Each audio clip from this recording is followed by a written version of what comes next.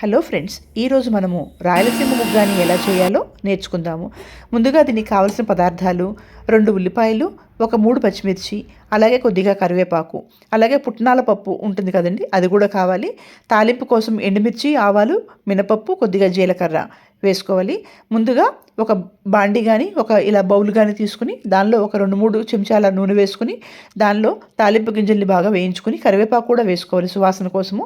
తర్వాత కట్ చేసి పెట్టుకున్నటువంటి ఉల్లిపాయల్ని దానిలో వేయాలి.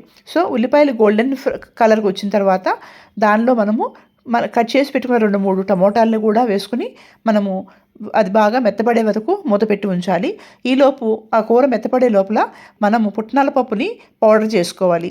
కొంచెం దానిలో ఉప్పు వేసి ఒక 5-6 పచ్చిమిరపకాయలు కూడా వేసి ఆ పుట్నాల పప్పుని పౌడర్ లాగా చేసుకుని దాన్ని సాల్ట్ కూడా యాడ్ చేసుకుని పక్కన పెట్టుకుంటాము. తర్వాత ఒక ప్యాకెట్ మరమరాలు తీసుకోవాలండి. ఆ మరమరాలు చక్కగా నీటిలో కడగాలి, మంచినీళ్ళలో శుభ్రంగా కడుక్కోవాలి. కడుక్కున్న తర్వాత వెంటనే తీసేయాలి నీళ్ళలో నుంచి, లేకుంటే మరమరాలు పేస్ట్గా అయిపోయి ఉగ్గాని సరిగా రాదండి.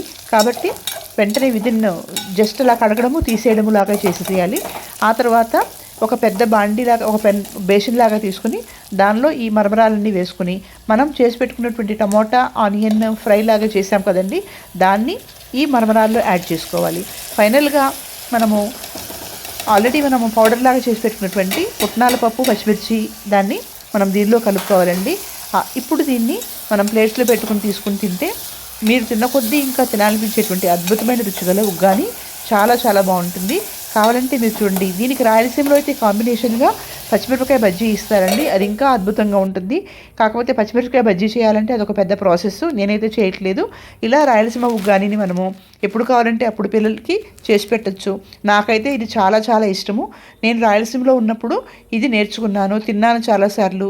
సో రిపీటెడ్గా నేను ఎప్పుడు చేస్తూనే ఉంటాను. మీరు కూడా ఇలా ట్రై చేసి బాగుంటే కామెంట్ సెషన్లో మీ ఒపీనియన్ని చెప్పండి. Okay friends, bye bye, see you, thank you all, bye bye.